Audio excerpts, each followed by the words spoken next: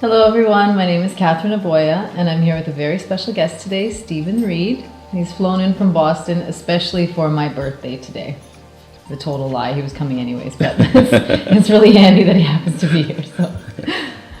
So as always, we're just going to hop right into the questions. Okay. Take your time. So, what made you drop into your spirituality? It was, oh my God, it was many years ago. I won't outdate myself, but it was something, it was either going a bad way or going a good way. And I had to pick going into, because I saw a lot of friends going down in a bad way, and just decided I wanted to go do something positive in my life. And spirituality-wise, I was always, I would say religious, but not in a type of a religion like Catholic or Protestant or whatever. It was more of a power, a power that's out there. So it always worked out, And it still does to this day. Yes, because it works. Being positive, being happy, because not being happy doesn't work. It doesn't, even if bad things are going on, you can always you can make a choice to be happy, and it really is about a choice. So how do you, say someone pisses you off or something upsets you, how do you, because I know they say with Abraham Hicks, if you stay in a thought for longer than 17 seconds, that sort of allows the negative energy to come into fruition. So to try and get out of it before that time frame. Did you consciously do something to get yourself out of a negative feeling, or would you pinch yourself? What would you do? Laugh. It always works. So if you felt something bad, you just start laughing. Yes. An example, one time someone hit my car.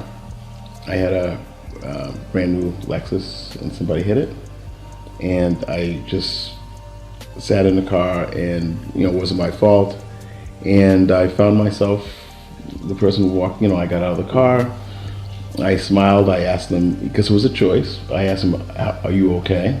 Because they did hit me, and they said yes. And they were apologetic. They were nice about it. And I just made some jokes about it, and I just said, "We'll just exchange papers. These things happen." Rather than getting to the point where jumping out of the car, screaming at someone, and we can get into a fight, and that's not going to work. So it's taking the other choice of just being happy about it and say, "Hey, you banged my car, and it was new, and I'll just let it go." Of course, I had some things under my breath saying, but overall, I was pretty happy. So don't externalize any of the things that you're feeling. Yeah. Don't be yourself. That's the key. Don't be yourself. Although I was sort of happy because no one was hurt or anything like that. And you got to talk to somebody. You were lonely in your car. Oh yeah. And she was a nice girl, and everything. So it was nice. So, and no airbag hit me in the face, so I was okay. So that. So it was good. It was good. Okay. Yeah. All right. So, who do you go to for spiritual advice, or if you're feeling down, who helps you? You know what? I have to say, reading. I'm a big fan of Jim Rohn. Okay. I like, his teachings. Jack Canfield, I'm actually friends with. I like, they're all the same way. They all have the same teachings. And I'd have to say a minister who I've only met twice in my life by the name of Joel Osteen, who I love listening to. And because he's an interesting type of a minister, and I just love listening to him, and he's a very positive person. So I listen to that, not all the time, but pretty much I think I just listen to the inner. You have the inner peace, and you just listen to these people, you read their books, and they're all saying the same thing, and they're all successful. And I try to hang around positive people. You know, I may still have some friends who are negative, and I'll still hang. I don't get rid of them, but I just don't. I'm not always around them. And you always want to be you know where you're going when you look at the 5 people that you hang out with, right. And that's how you're going to be. And so you can tell your future by the 5 people that you spend most of your time with. Yeah, yeah. And that's what I usually do. It's usually positive people, fun people, and you know, things go great. Happy. Yeah, happy people like yourself. Like myself. You're always happy. Yeah. You know, so put on happy mask. Yeah. So if you had to say one thing that you do every day, I know you said you stay positive, you remain happy, you laugh a lot. Is there anything, say the first thing that you do when you wake up in the morning? I do gratitude. Like you write it out, or you? No, I just say it out loud. What do you say? I am grateful for life. I'm grateful for the people. I'm grateful for family, for friends, and I do it it's been doing that for over 2 years now. Wow. And I get into it, and I'm saying what I'm grateful for because I'm grateful for so many things. And it's funny because I think of an uncle of mine passed away back in December. And, you know, his favorite uncle, well, the last left, so he had to be the favorite. And it was one of those things where some people say, well, you know, your uncle died. Why are you happy? And you're smiling. And I was thinking about him. Well, he left me his house, so I was pretty happy. But besides that, it was this other part where one of his really good friends during the wake, she does this at all funerals. She did it at my mother's, she did it at my father's, like you name it. And she breaks out into a song. And I broke out into laughter. And people were looking at me because it was so funny. And, you know, I was sad that my uncle died, but on the other hand, I'm looking at him in the casket, I'm thinking, he must be wanting to crack up right now. And I just started laughing. And so you can find humor in everything, you know, even when you're sad. I mean, we're all sad at different times, but you don't have to stay there. You really don't. And you don't have to have that stress on you because it just doesn't work. So you do what works. A lot of people say, well, Steve, you see me, you're happy and blah, blah, blah. And a lot of them follow suit because it's almost like being angry and being upset.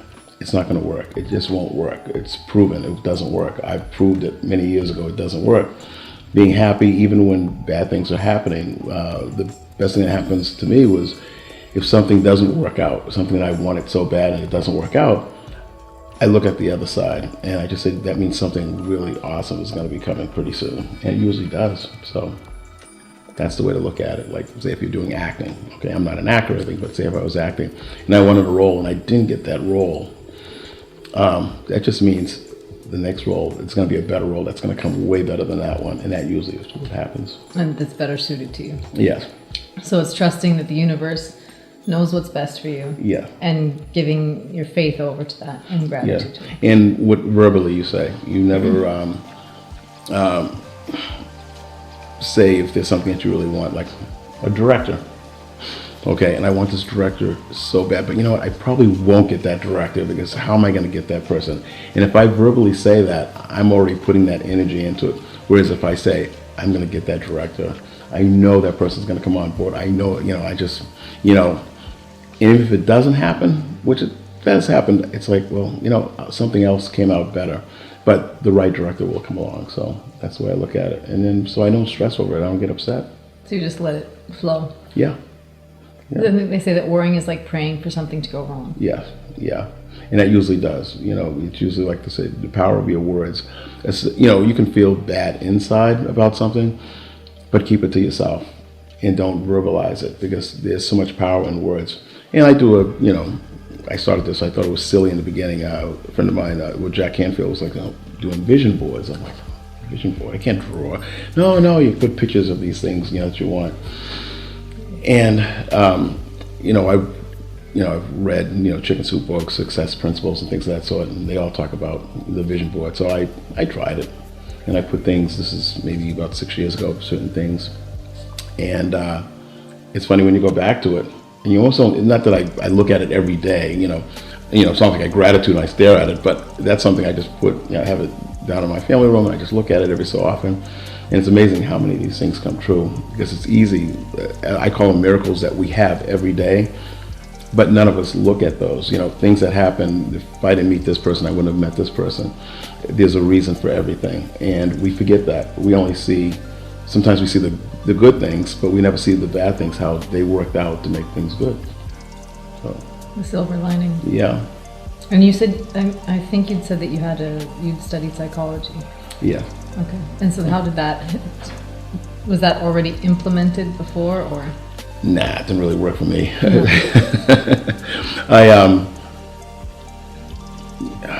Yeah, it didn't. It was interesting learning about, there were certain people, like what's his name, Freud. He was like, yeah. It was interesting at the times when he did his stuff back in the early 1900s, and people were different, and he based everything off of one thing, and which I won't bring up, but that was the way he thought of things. Some of the stuff was right, but you can't base in 21st century a lot of his stuff.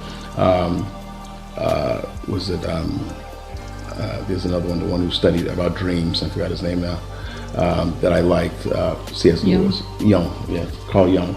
And I liked a lot of his stuff because I am really into dreams and things of that sort. And, C.S. Lewis, it was funny because some of the stuff was very boring, but then some of the stuff was really interesting. And, and you're always learning from someone, like even about relationships. I forgot his name, Men Are From Mars, Women From Venus, which is a book that I think every man should read.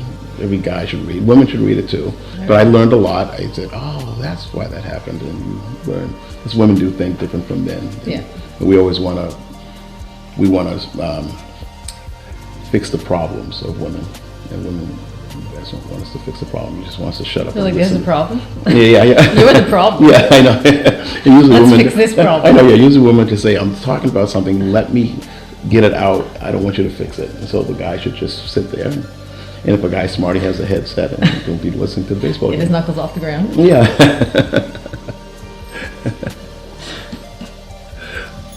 Okay. And so you also had said that you did some past life regression experiences. So how did that help with, did that help at all with your gratitude practice? Or? No, that really helped with another movie that I'm writing, because I didn't know some of the stuff, not that I didn't believe, I'm very open, but then when it did happen, I was like, wow, I just was, and another friend of mine, she had it done, another producer I work with, and she's not negative, but she's very, typical Bostonian. I don't believe it unless it's there in front of me, and she was amazed when she did it as well. So stuff like that, it just helps your imagination, because I like to write, and I like to write either fiction or imagine, to make people feel good, but it was an experience. I think everyone should do. Well, not everyone should do it, but I think if you're interested, it's something fun. Something to try. Yeah. I'm gonna do it. Everyone keeps saying to do it, and then I forget to. You should do it. You'll be amazed at the people you'll meet. Cheeky. Okay. So next question. We do daily basis. Do you meditate? And if you do, how? Okay, meditate. Started that in 2007.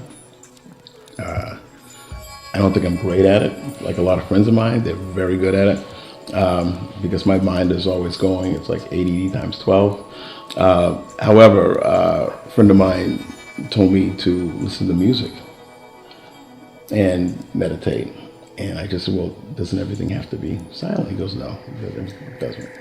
So I started listening to either Motown music, or I go to the extremes. I listen to Andrea Bocelli, and I can just sit there and I can start thinking about things, and just the mind goes, Or I can hit the beach and I walk on the ocean. Not on the ocean, not Jesus, but I walk on the sand. So I do that. Sometimes I think once you get to my level. Yeah. Once you get to my, then I can walk on water, In heels. Yeah. So that's that's good to do too, because it does clear the mind. And anything that's going on, you need that time to think, because I'm working on a house in Massachusetts, and working with the contractors and things on the way, like I like some of the things, and there's no communication, there's problems. So that's when I'll go down to the beach, and I'll just smile and say, no, it's going to work out. I'm divinely guided, and I just take a walk along the beach and go back. Yeah, pull away. And sometimes if things aren't going, I keep walking into the ocean. I can do that. Good to know. Yeah. So I won't do another interview, but no, but it's nice, you know. So you just keep moving. If something isn't working, just keep moving. Yeah, yeah. Because if you dwell in it, it just makes you angry, and it just gets worse and worse, and then you start making bad decisions and making bad choices, and things keep going worse and worse, and you're just like, what is going on? And then it's my fault, and it's someone else's fault.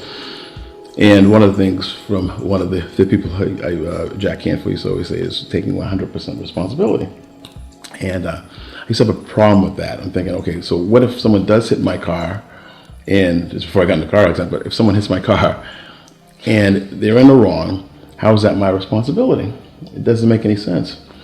And he says, no, it would be your responsibility. And him and I had a little discussion about that, because I was right and he was wrong. And but then I understood what he was saying. In other words, it's how I reacted. So if a car hits me, am I going to get out and start screaming at the people, or am I going to say, are you okay? And that's what I ended up doing years later, just being nice about it and say, you know, it's my responsibility of how I reacted. Or you can, you know, there's been cases when someone will start arguing and get into a big fight and the whole 9 yards, and didn't need to be that way, you know. So. And would you say, I've heard people say, okay, well, if you got into the accident, then somehow you attracted the accident or something like that. Then that's getting into, I don't know, I find myself going into a spiral that way. Yes, yeah. Or if you say, oh, that person just slammed the door in my face, and they say, well, that's a reflection of something you don't like in yourself. But I always open doors, so how can that be a... Yeah. So do you know what I mean? How do you reconcile with sort of things like that say you have to be positive, you have to be this, you have to look at it this way? Do you just choose positivity because if you actually choose the other side, it's just a waste of time? Yeah, because you don't win that way. You don't. It doesn't work. If you find yourself, someone slams the door in your face, and that will hurt. Okay, but they slam it and say, you know, that was pretty rude that they did that. Now I can yell at them and say, I can't believe you just, you know, did that. I mean, that was, you know, I can go that route. But then what's that going to really do? I just rather smile and just say whatever, and in a lot of cases, most people,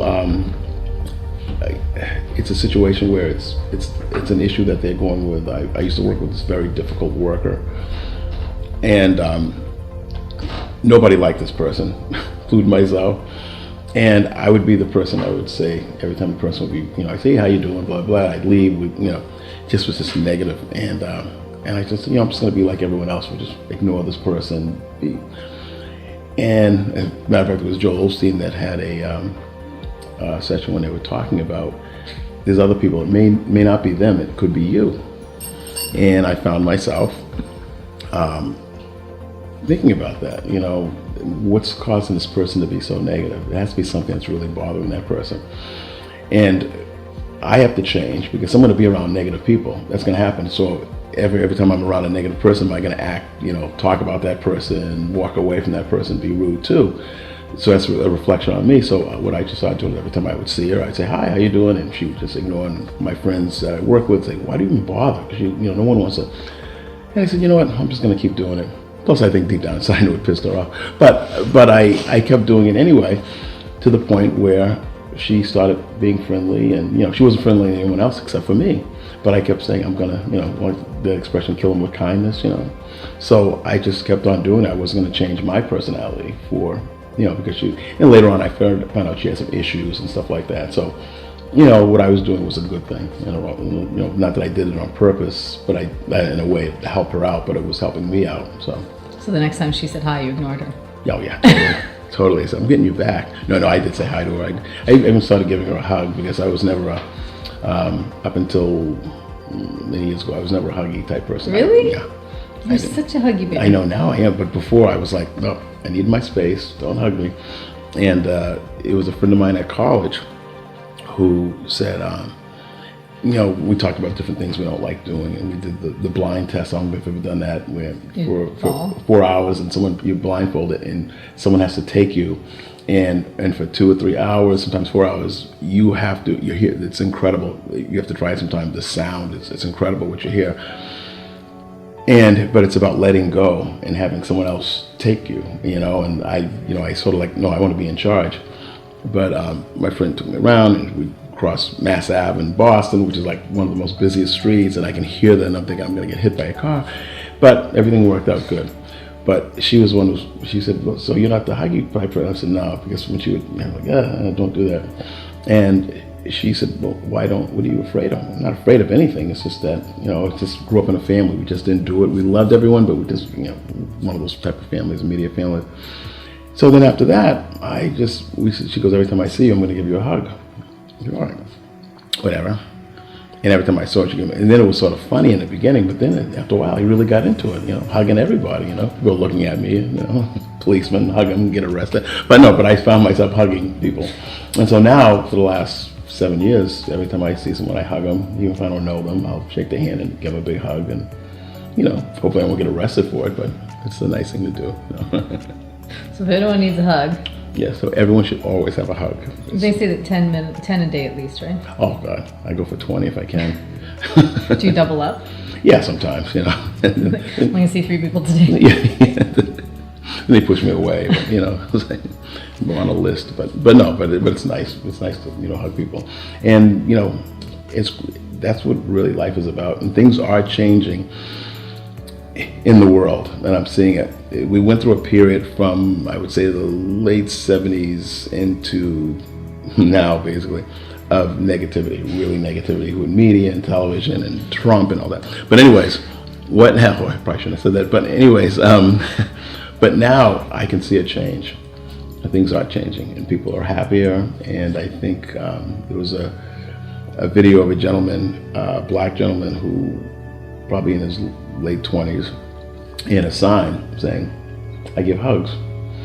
And he went to a certain, he went to a certain rally, and people were like pushing him back, and he goes, I give free hugs, and people were saying, he's giving drugs, and it was, oh my God. Then he went to another rally where more positive people, and everybody's hugging him.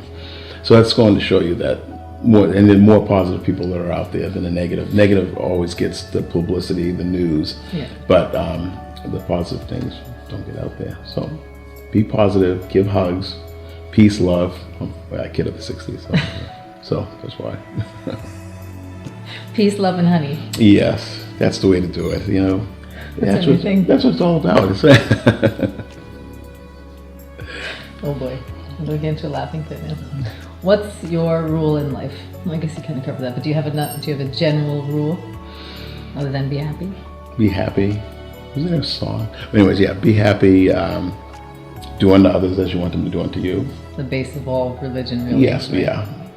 Of course, no religion follows it. I can't think they go back. They go, oh yeah, that's what it is about. Yeah, they almost cross it out. It's like, don't get me going on that one. But I just see so many religions that don't even follow that one core thing. Love your neighbor, do unto others as you want them to do unto you. And every single religion I'm looking at, they're not doing it. And the leaders of these religions, some of them, will say that, but then you have a lot of people, they'll listen to it and say, yeah, that sounds really good. Every Sunday they'll be happy. And as soon as they get out, they're like, it's a joke, they're out there, jerk, that person's this way, that person's, Who dinged my Lexus? I know, yeah, who did that? We beat them up, So, but, just as long as you do that, I think you'll be happy. I did some teaching at Emerson College, and a lot of fun students there, and I would tell some of the students, it's about being happy, and it's really interesting when you talk to them and they try to do that. And I should say because they're looking at $50,000 a year, debt, in college. And I said, don't look at it that way. And then I'm thinking to myself, wow, I would really look at it that way, but I'm not in college, so so screw you. Yeah, so screw you. Have fun. But I tell them, you're going to be happy anyway because you're going to, be paying over $200,000 when you get out of college. You'll have no job anyway, so you might as well be happy now. Smile about it, So, I'd punch you in the face. Smug fool. But you never know. You can hit the lottery. And a lot of them come out and they get into the movies, and they'll make their money back. One way or another. They'll be like 90, but they will make it back. He's selling you a dream. Buy into the dream. It sounds great. Where do I sign up? Yeah.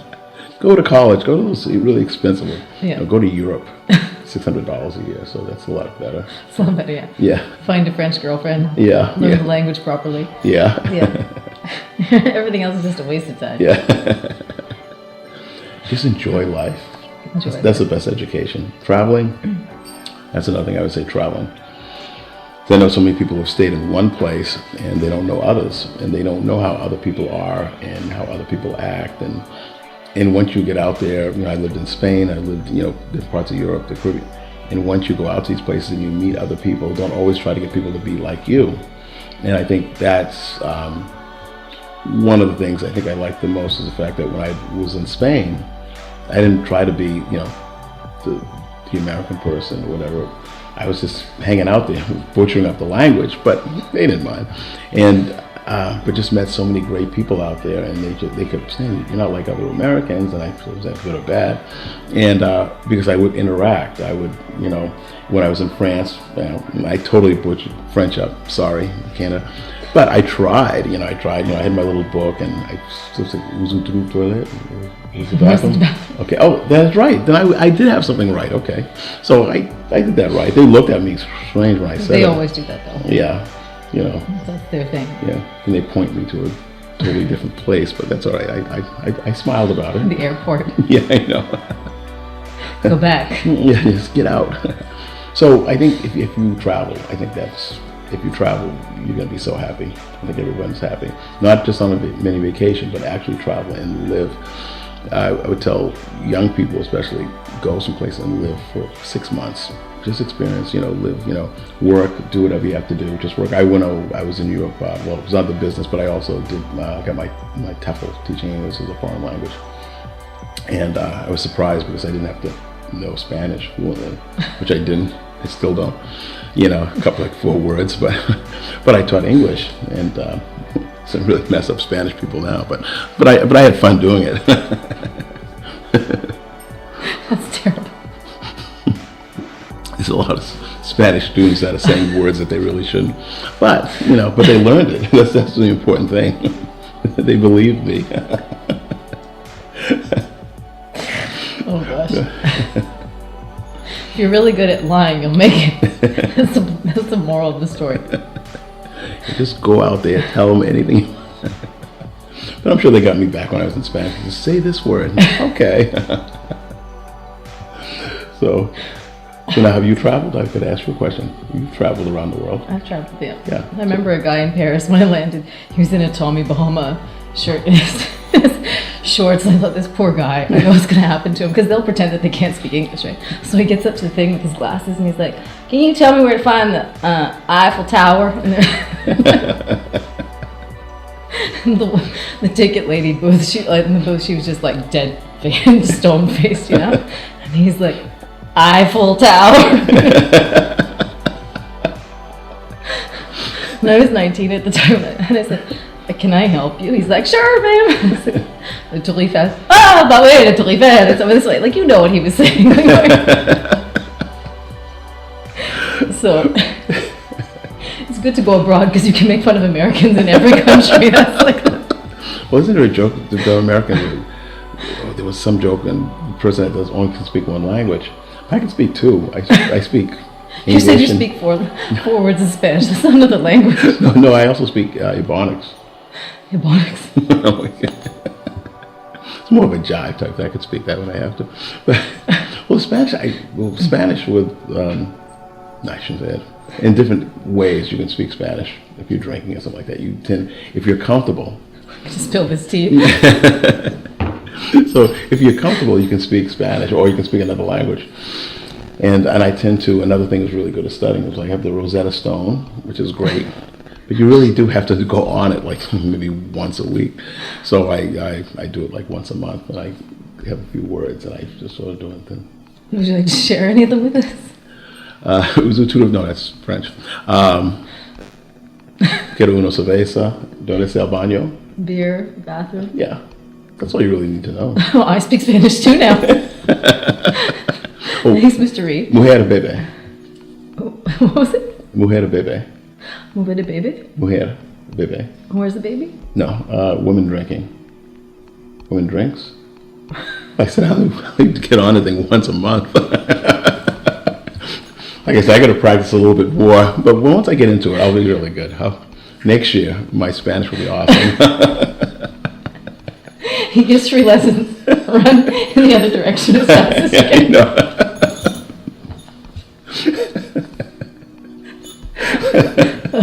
baby. So, mujer baby, you want a baby? No, is a woman drinking? But I'll get that down too. I have to work on it. Either way, you're going to get yourself in trouble. I know, right? Someone's drinking, now she has a baby. Then when I was in Spain, everyone thought I was a basketball player. They said, "Oh, you're from America. You play basketball." I said, "I'm 6 feet. Give me a break." Really? I mean, you can be 6 feet and play basketball, but I'm saying I wouldn't be. I said, no, I'm just here teaching English. Teaching you how to speak English. But everyone pretty much spoke pretty well until you go to southern Spain. And then I had to really practice when I was by myself because I cheated because I always have friends of mine that helped me out. But when I was totally by myself and I was like, and I had the little lonely heart book, a planet book, and I couldn't Lonely read Planet, it. yeah. So I read it and I'd try these words and like, oh, okay. But then I was speaking, Spanish, but then most of my friends are all Catalan. I'm like, you mean there's another language here? I was like, come on, help me out. Give me a break. So and then I go to a party, but thank God English was like, everyone spoke English. So if people are French and Spanish and German and Italian, and what worked out great was the common denominator was English. I'm thinking, oh my God, I don't have to sit in a corner by myself like a little kid in school. Like, what's wrong with the basketball player? I know, what's the basketball player not talking right now? So that was a good part. So it was an experience. Yeah, I can't wait to go back. You should learn sign. Sign is universal. Right? Yeah. Hungry, Oh, thirsty. Yeah. I actually started to learn that too, but that went down by the wayside too. I took a You class. learned ASL? Yeah. I took a class and I thought it would be really cool. The reason why I took it is because I saw this guy was hurt in this Martha's Vineyard, and a buddy of mine knew it really well, and he was trying to talk to someone because he couldn't speak. So my buddy really did. I said, that was really cool. You can really help someone. So I took a course, and then I'm thinking, well, I'm not going to be helping too many people. So I gave it a try anyway. So I know a couple of languages, but I can't do it on television. But I learned.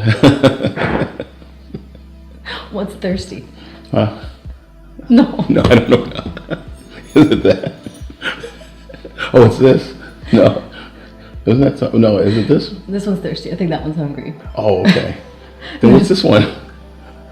Quiero una cerveza?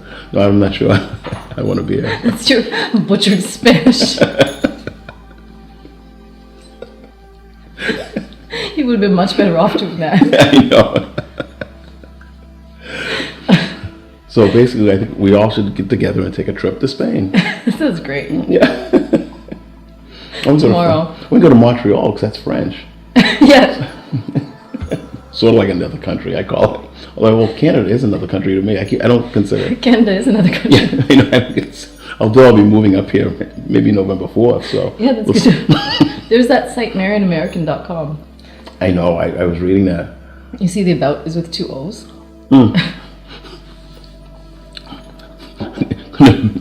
I didn't teach that. That wasn't one of my students. But I'd love, we should interview one of your students next. I think they're in prison right now, but they're smiling and they're happy. In 4 years. Actually, a lot of my students moved from Spain and they're down in Miami right now. And they're down in Miami. Yeah, they went down to Miami. They're living there because they want to speak English. But apparently it didn't work out, so now they're speaking Spanish. Thanks, Steve. Great teaching method. I'm like, hey, come on. No, they're actually doing good. I was actually a really good teacher. I can imagine. You don't get anything done, but they'd be very happy. I know. Well, we had to do it where you're teaching like your first language. So instead of saying, say example, we had a baby drinking water. Well, like Rosetta Stone, you never speak Spanish. I couldn't anyway. But you don't use any Spanish words. So you had to do it through pictures and through pantomime and things of that sort. And people pick it up. And it was all adult learners because if they were young kids, it wouldn't have worked out. I wouldn't have been smiling. But adult learners were really getting into it. My oldest student was 74. Wow. And my youngest was 18. Wow. So, and quite the spread. Yeah, really. But they all learned. At least I think they did. You passed. It's all that I know. I just passed them all. Like, you were great. Go under the hand. But they were good. They were good. Good to know. Yeah. So that's something you can do if you go to Europe. You can teach English as a second language. Right. Yeah. You'll be doing them a favor because you won't be employed. Yeah. $2.50 an hour. It's great. Live your dream. No, I do have a friend who actually that I was in class with. He was from Philadelphia, and he ended up doing. He ended up staying out in Spain. Then he came back, joined the Peace Corps, left the Peace Corps, went back to teaching English. He's now in Peru. Met a girl down there, and he's getting married in July. But he did this for like 6 years. He just traveled around. He was in. He taught in South Korea and stuff like that. But he traveled and just really enjoyed it. In Japan. So, it's a good life. I wouldn't say you have a lot of money, but you do have a lot of fun. That's what life is about. It's not about the money. It's really about having fun and enjoying life. It's about the best life. Yeah. Well, the money doesn't hurt, but it is good about you can smile, because you can be poor and not smile, and you can be rich and not smile. So, might as well, smile and be rich. Fun. Yeah, be rich. That's even better. Grow rich and be poor. So that's the way to go. Yeah. Okay, good to know. What's the most? Well, I was going to say what makes you happiest. all the above. Cerveza, the drunk lady. Spanish, crashing into your cars. No, yeah. It really is everything, really. I mean, since I've been coming to Canada for the last 3 years now, and had fun. It's been fun. Everyone I meet, I have fun. I haven't had a bad experience up in Canada. I don't drive, so I guess that makes it easier. Met some great people. I think when I met you, it was Al Pacino's party. Yeah, that was 2 years ago. Yeah, and even in that particular case, a situation where Al was Al, and he wanted to take a picture, and the bodyguard said or the security said, "You can't take any pictures here." So I just said, "Not a problem." And Al Pacino, being Al Pacino, said, "We're taking a picture." So that was a good thing. I laughed. I mean, I didn't care if we didn't, but I just laughed and let him take the picture, and didn't go back to that particular place to see that guard again because I don't think he was too happy. But we had fun. So there's always a positive. Right. Even when you have a security guy who doesn't like you anymore. I liked him. That's all that matters. That annoys him even more. Yeah, I know. Win. What has impacted your practice the most? Your spiritual practice the most, I guess, gratitude. Probably the gratitude and having, I think, for anyone who wants to be successful and be happy and have fun, is you have to see where you're going to be in 5 years. You have to. A lot of people don't do that. I think of where am I going to be in 5 years? What am I going to be doing in 5 years? Where am I going to be? Who am I going to be with? That's what I look at. And I strive for that. Because if you don't have goals and ideals, you just live. I mean, it's good to live in the moment, like Eckhart Tolle.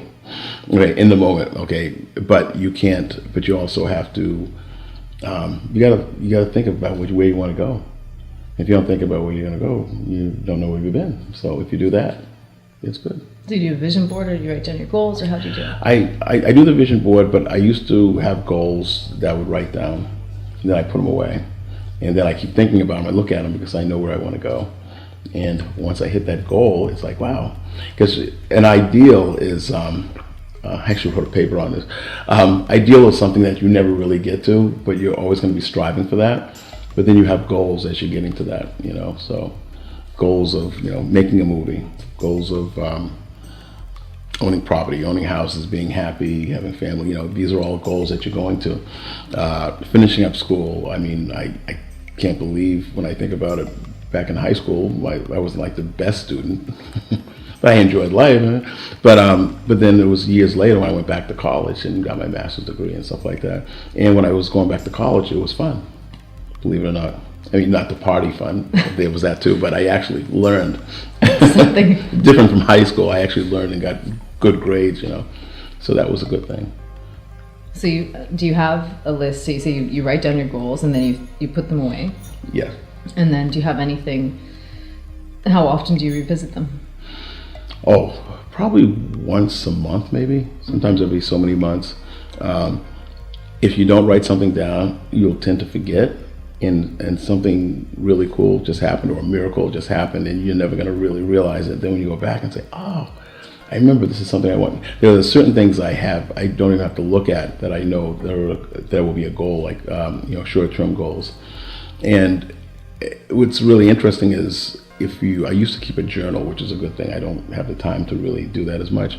But when I used to do a journal, it was amazing about the things that you would write down that you want to do and where you want to be. And it's amazing, you go back over those and say, oh my God, I did do this. And you totally forgot about it. And you're just like, and that goes back to being grateful. It's almost like, oh my God, I'm so grateful that I did that. And I usually do a grateful for, there's a couple of people I do, there's others I do, a neighbor who's having some issues and stuff like that. And I'll do a gratefulness that he's going to be an incredible person, and he's going to get off the drugs and maybe get out of jail. But so I'll do a gratefulness for that person, because I don't know if he's getting a lot of the prayers or the gratefulness, so I'll do that. And it's a thing because I don't know how many people have done that for me, because I don't know, I needed it back in the day. So I'm glad someone probably did that to me, like grandparents or relatives might have done that for me. So I try to repay it. Pay it forward. Yes, pay it forward. Cool. We have one more question. Okay. What's your advice for beginners? Let's say say for you, 20 or 30 or however many years ago, when you weren't where you are now in terms of your awareness and your gratitude practice, what would you have said to Stephen then? I probably would have said, well, first of all, I think I would have said to be happy, because I think Stephen back then was always happy. He was always happy when he was born. He was just a crazy happy kid. I don't know. But anyways, he's always happy. I would probably say be more disciplined. That was the problem I had when I was younger. I would do whatever I wanted to do, and I didn't. I had great parents, and thank God they were awesome. But I was always doing what if someone says to do this, I would do this. My father and I were really close, but my father was very protective. And he was sort of old school, and I'm glad it was my mother who basically talked to me about, you can do whatever you want to do. My father was like, get a government job, and be happy. And but I won't be happy. I played hockey at the time when there weren't a lot of black people playing hockey, and this was in the Boston. I lived in South England, but he played in South Boston, which wasn't really a black person friendly place at the time. And I'd play hockey there. And I'd hear all types of things coming out. Never calling my real name. But anyways, I was there. But my father didn't want me to play hockey. But I think because people didn't want me to play, that made me want to do it even more. And that's one of the things that is probably, to some people it could be a negative, but I think in my case it was a positive. When you say I can't do something, it's like, oh, that means I'm going to do it. I'm going to try it. I'm going to show you that I can do this, this, and this. And really, I think telling Steve back then, just keep going. Don't stop. Don't listen to everyone. I mean, listen to people, what they're saying, but only you down inside know what you want to do. And you can be a success whatever you do. And you can be. Oh. Yeah, and everyone can be a success. It's not me, it's not the Jack Canfields, the Jim Rohns, whatever. It's the key that and if you read any of their books, they're all saying the exact same thing. Be positive and never give up.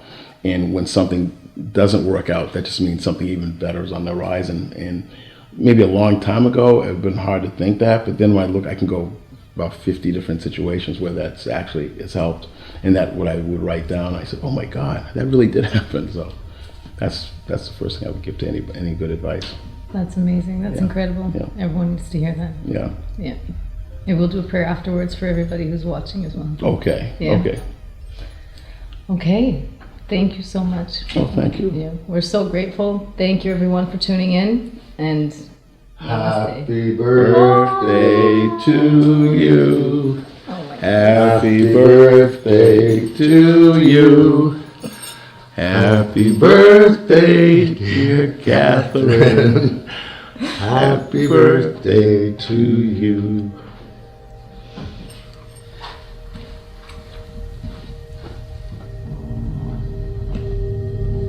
Oh no. Thank you.